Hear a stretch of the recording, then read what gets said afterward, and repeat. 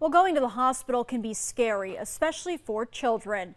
But some new technology is helping patients prepare for a procedure virtually before the real thing.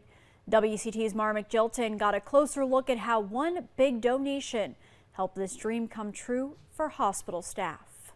Because this would help children with their MRIs, so they're not so afraid, they can prepare for it. Virtual reality headsets can be a fun game for some, but for patients at Novant Health New Hanover, this headset can be used to help kids prepare for something like an MRI or to distract them while they're getting an IV started. They're playing with VR that's a game version.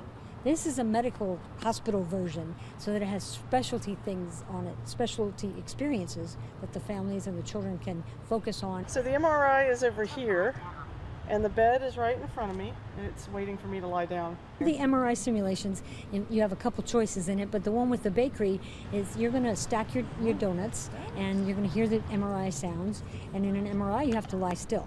So to be successful at the bakery, you also have to keep still. And you're going to visually watch the donuts stack, and if you move, the donuts are going to fall.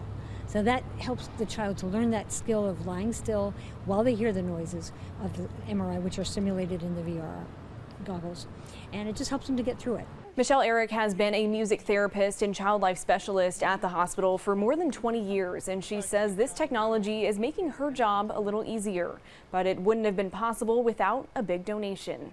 And when they told us that they had one for 2 weeks, and that was their trial period, and the stress level that dropped in the nurses and the children, we couldn't not get them one, and we had to do it.